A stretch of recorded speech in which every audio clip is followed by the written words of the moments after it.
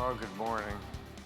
Tough to follow a group of geniuses like that, winning all these big awards.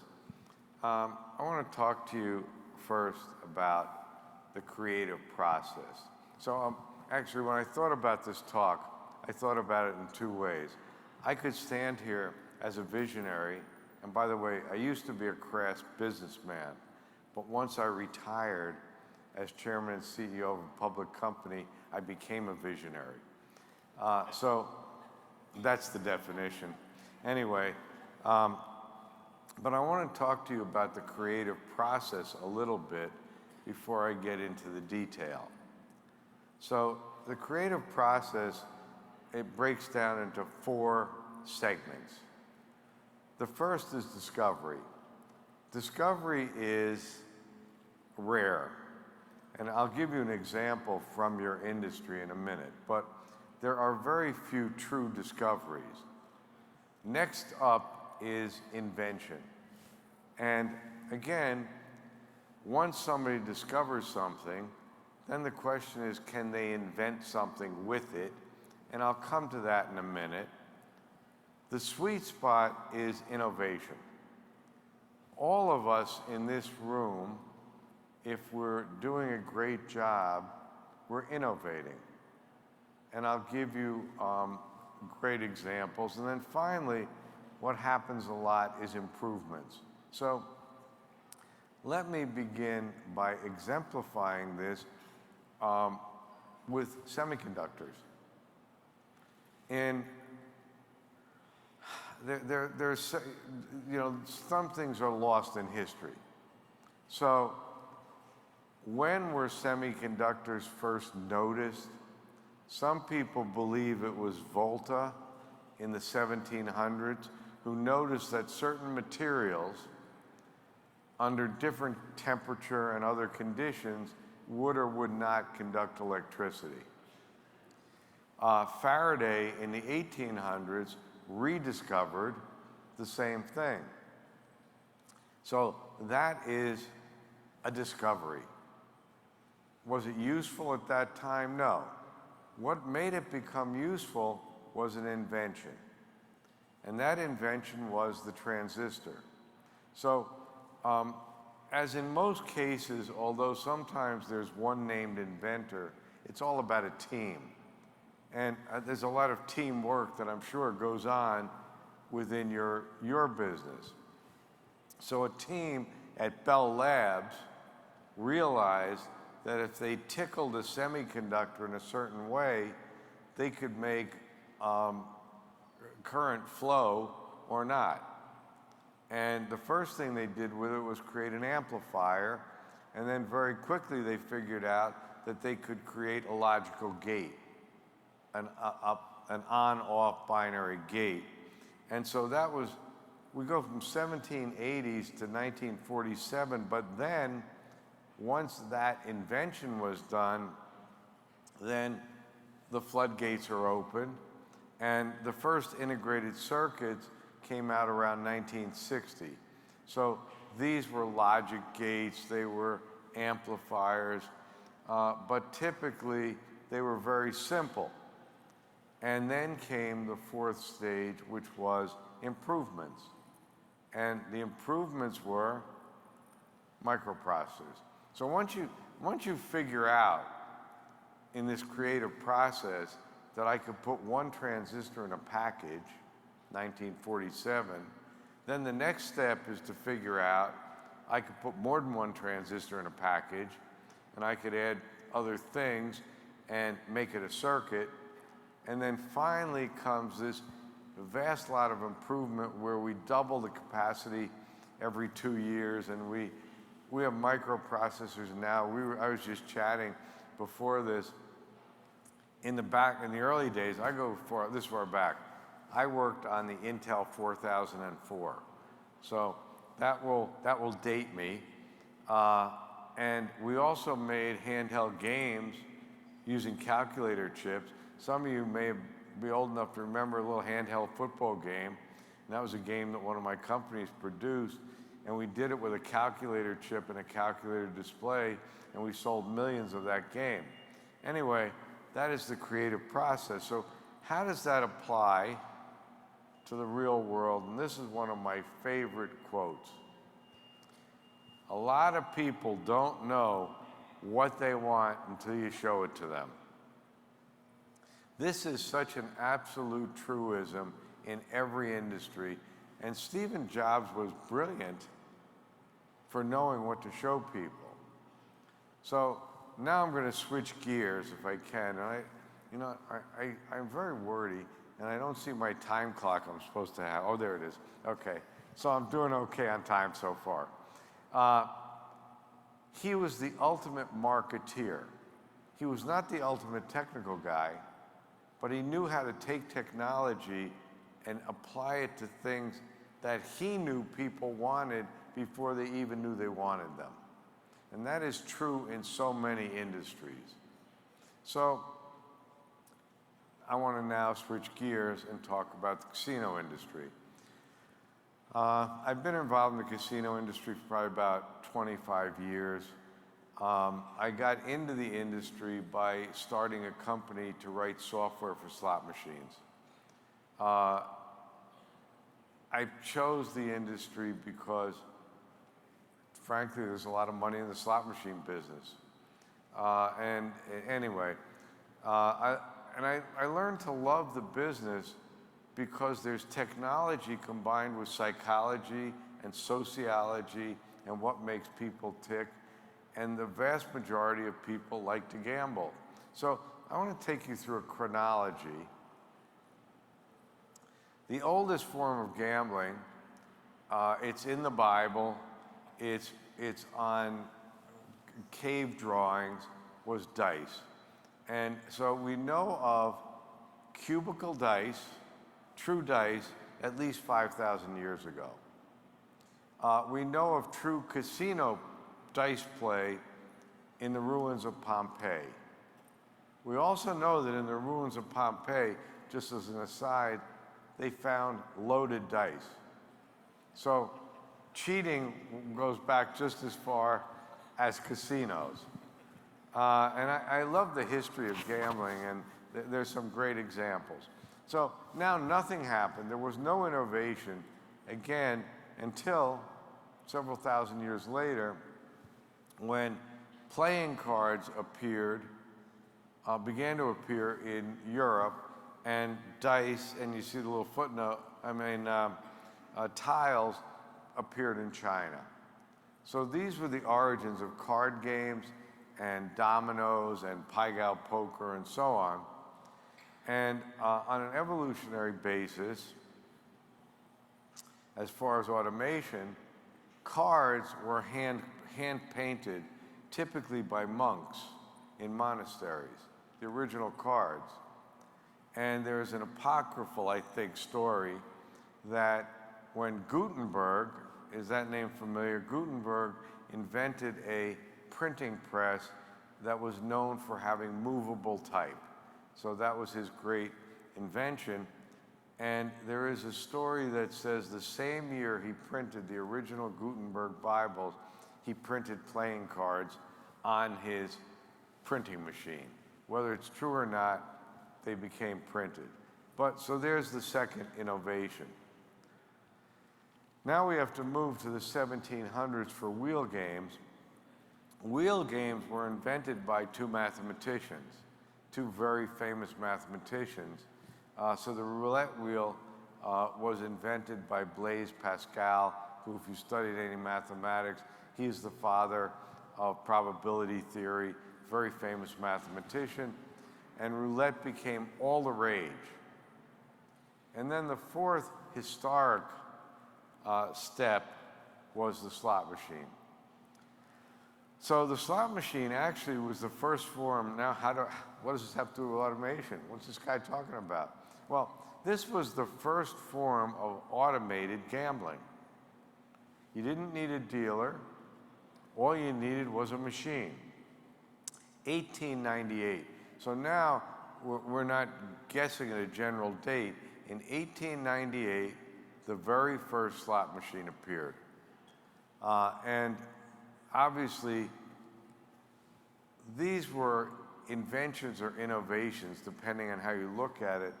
But in each of these categories, there was vast improvement. So if you looked at a casino 50 years ago, you saw these 4 categories. Then what? And this is true in a lot of industries. Then the dark ages. Nothing for a while until this wooden model, very humble looking wooden model, appeared. So, I'll tell you the story. A fellow who was an over-the-road truck driver and had a lot of time on his hands was reading an article about the casinos opening in Atlantic City and card cheating, and said, I am going to invent an automatic card shuffling machine. This wooden model, which is preserved at Shuffle Master headquarters, he went in his garage and he tinkered and he automated card shuffling.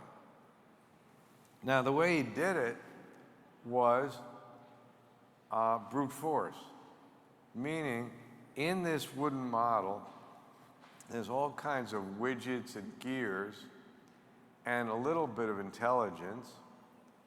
And what it does is splits the deck unevenly, riffs the cards, puts them back together, and does this 6 times. The way I got involved in this, I'm a mathematician, and the company was having some problems because people were winning too much. Oh, so I'm gonna fast forward, I'm sorry. 1982, and as John, who invented that, will tell you, it took him 10 years to become an overnight success because that's what that wooden model turned into. And that was the first one, went into Bally's Casino in Las Vegas. They had some problems, people were winning too much. I got involved mathematically because I asked them, have you ever modeled what this does mathematically? We know it splits the cards, it riffs them, it does all this.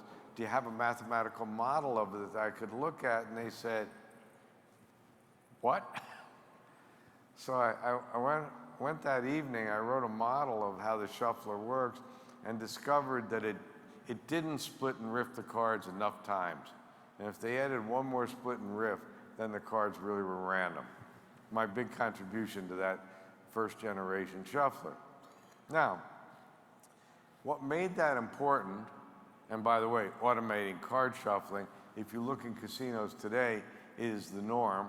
There's very few casinos that don't automate the process. And one of the reasons is very simple.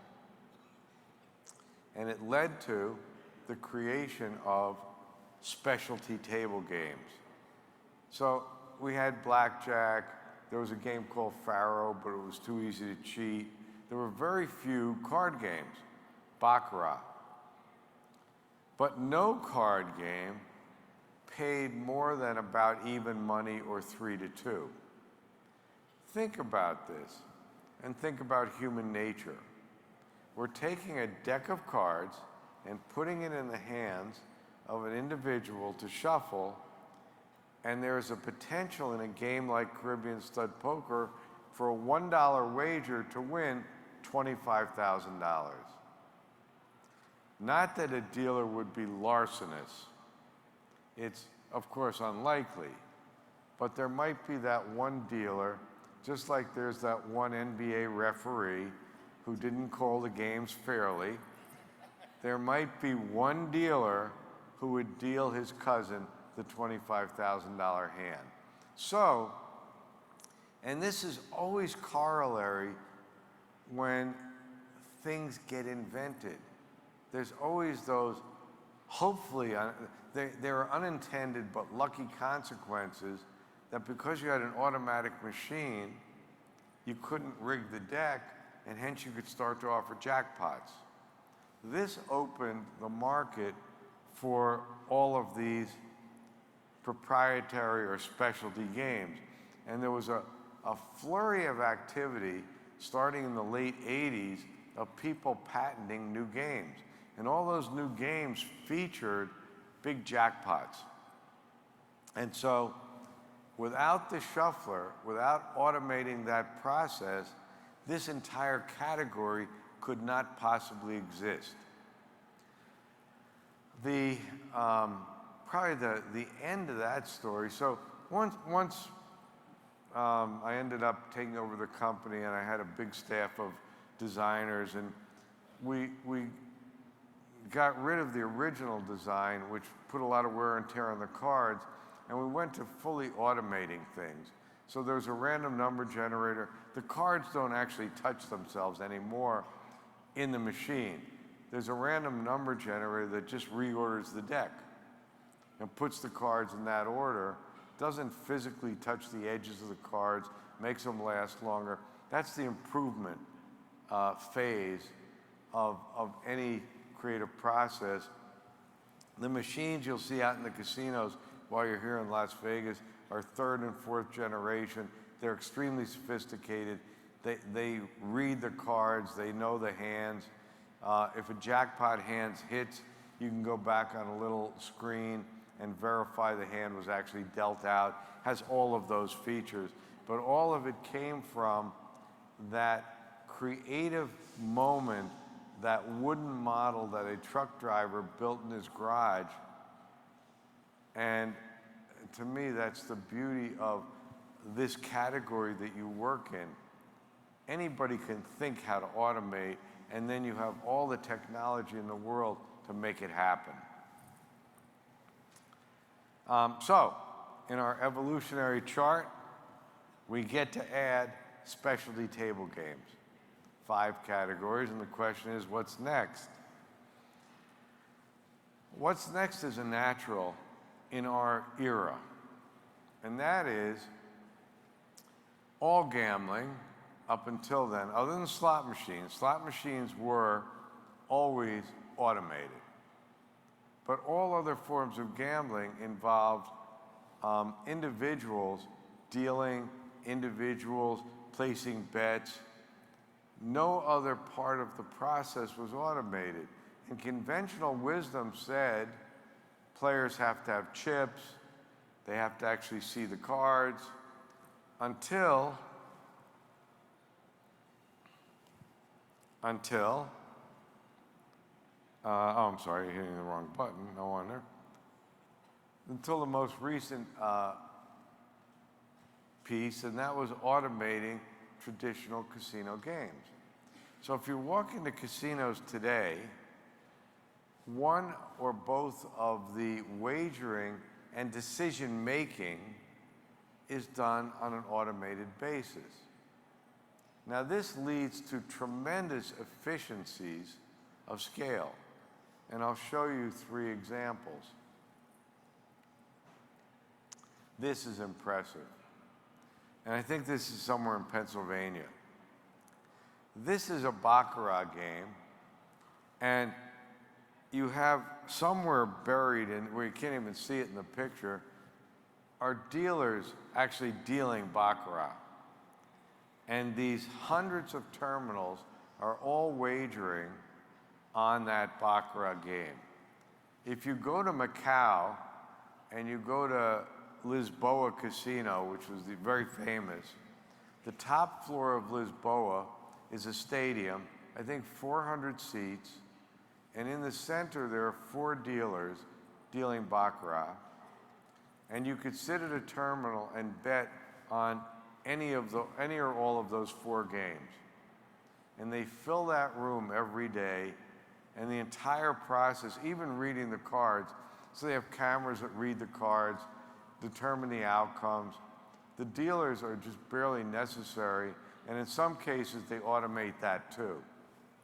Another good example is automated roulette. Now you think roulette's interesting because how do you spin the ball?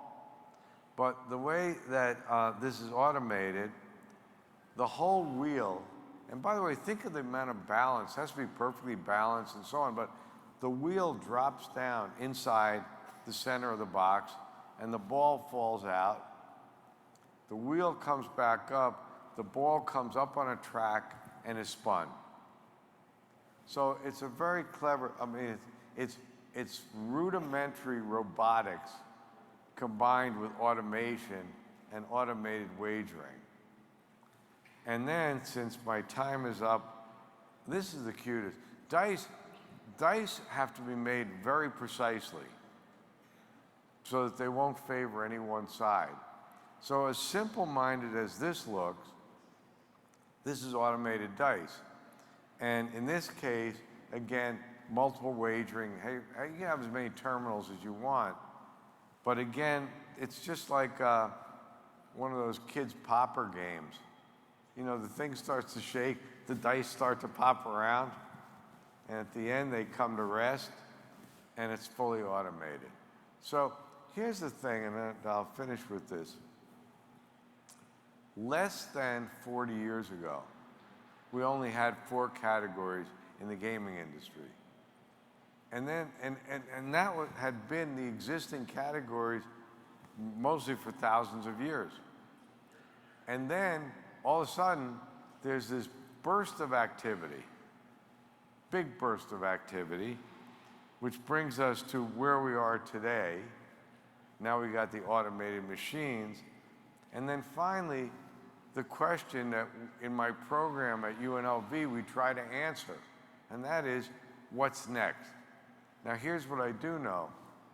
What's next is very likely to involve more automation and more intelligence. I'll give you one example and then I'll clear the stage here, but I have 2 students who started out majoring in computer science till they joined our program and discovered that they had a knack for creating skill-based games. So skill-based gaming is a big deal in our industry right now. The early companies, they're shooting games, they're hand-eye coordination games. None of that's gonna work, I don't think, because if you have children, you accept the fact your child is not gonna be the star basketball player, the quarterback of the football team, but nobody accepts that their child is not the brightest kid in the room. Nobody accepts that. If they're not the brightest kid in the room, it's because the teacher screwed up, the curriculum, the this, the that. Anyway, my students took that notion and said, we're gonna create a skill-based game that the skill is intellect. Well, you can't make it too difficult. We're dealing with a big public. So the skill has to do with solving a very simple puzzle. And the way you solve the puzzle, let's say you get to move 3 or 4 pieces, and the order in which you move them matters. So it's really interesting that a semi-skilled player can move the pieces and get a winning result and be very happy, but a more skilled player realizes that if they move the pieces in a different order, they can get 2 winning results, which multiply, and they win a lot more money. So to me, this is a path of great interest, and we had to use a supercomputer to do the analytics on this game. But when you play it, it's so much fun because you get these little 2 or 3 move puzzles, and sometimes you stare at it for I don't know how long, realizing that if I make the moves in just the right order, I can get a better outcome. So I think we're going that way. I think the up-and-coming gamblers who have grown up on iPhones and iPads and so on are going to be challenged by this type of app-style gaming. And that is the brief history of gambling and the casino industry.